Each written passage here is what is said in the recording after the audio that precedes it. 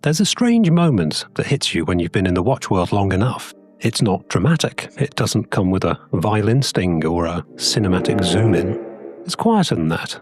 It's that creeping sense of familiarity, like you've walked into a room you've never been in before, but somehow you already know where the sofa is. You're scrolling through new releases. You're watching glossy launch videos full of slow-motion wrist rolls and heritage-inspired voiceovers. You're wandering past boutique windows that look like shrines to the same three silhouettes. Then it dawns on you, you've already seen all of this. Not once, but dozens of times. Every diver looks like a diver that looked like another diver that was already a reinterpretation of a diver from 1953. Every chronograph looks like something a racing driver would have worn half a century ago. Or would have worn if he'd been contractually obligated to endorse it. It's like the entire industry is stuck on repeat. A creative Groundhog Day, with better finishing and a higher MSRP. Because the modern watch landscape isn't driven by design. It's driven by déjà vu. We're drowning in a sea of tributes and reissues and reinterpretations, heritage lines and homages that aren't really homages, just photocopies wearing vintage cologne. And strangely, we keep buying them. So let's talk about why. Why everyone is copying everyone else. Why originality in watchmaking can feel like it's dying. And why, the truth, is actually worse. Originality isn't dead. It's just buried under the weight of what sells, amidst countless glitches in the horological matrix we all live in.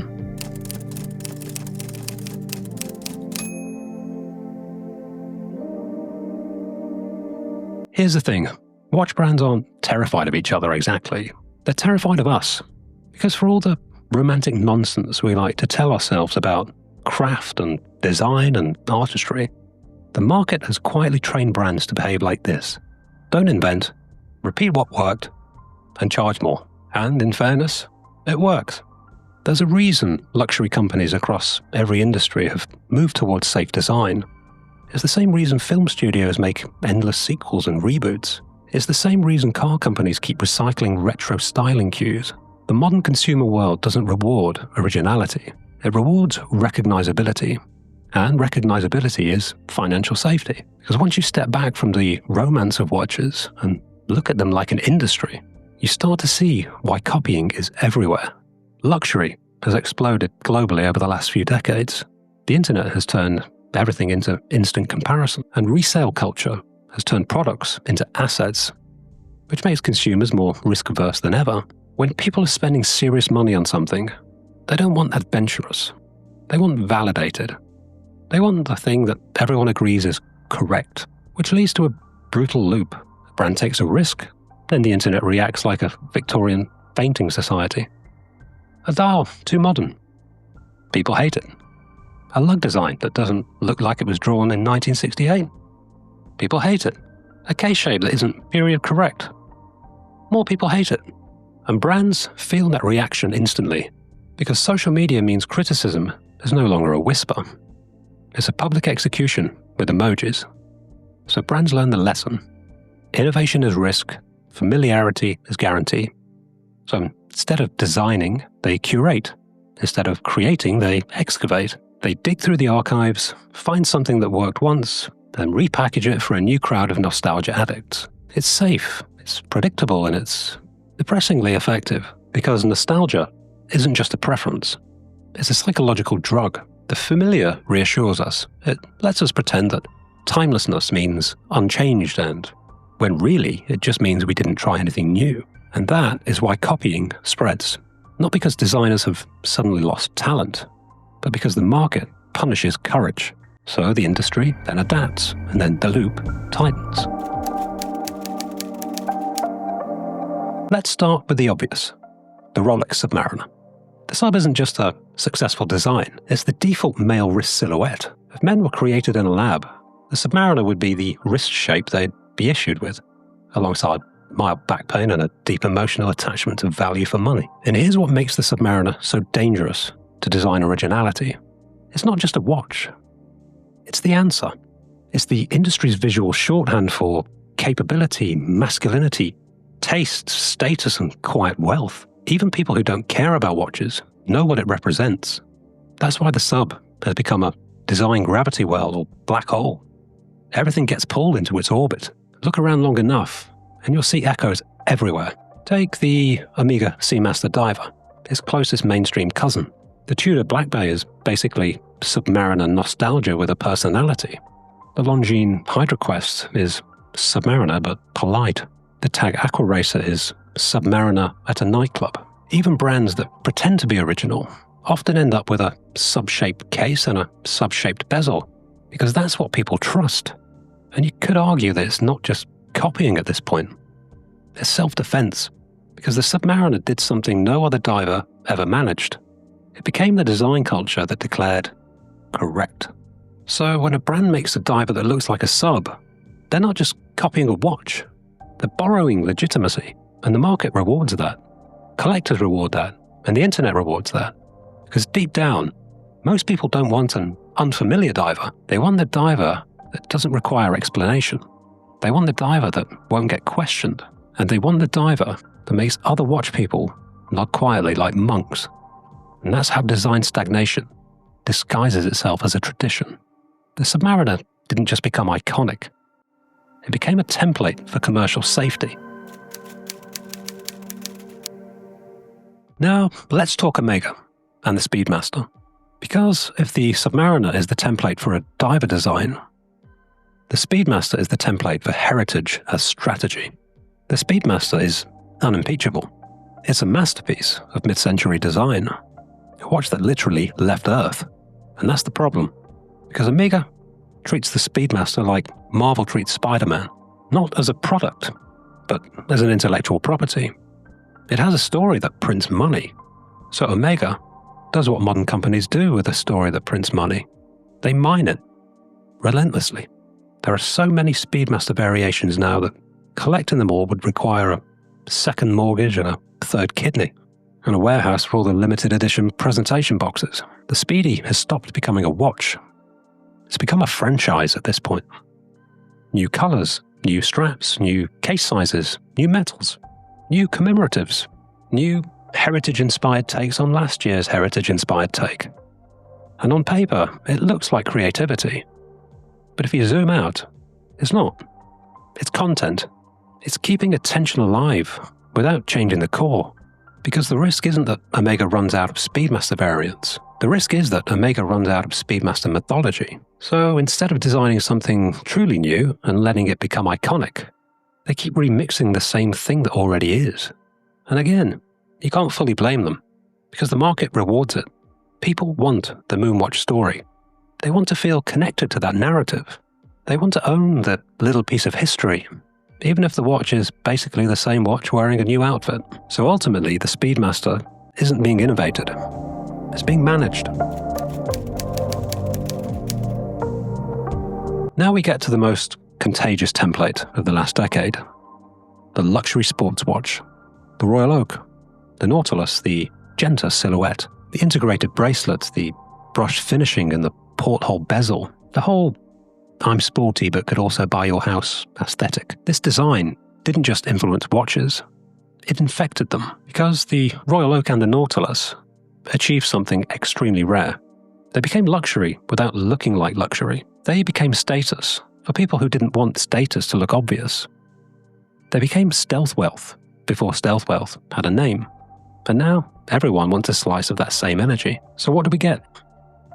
Integrated bracelet watches everywhere, from established brands to fashion brands, from $200 to $200,000 pieces, everyone making their version. And sometimes it is done beautifully. But the overall effect is this: a once revolutionary design language has become a formula. And once something becomes a formula, originality dies quietly. Because the market isn't rewarding invention anymore, it's rewarding familiarity wrapped in a slightly different story.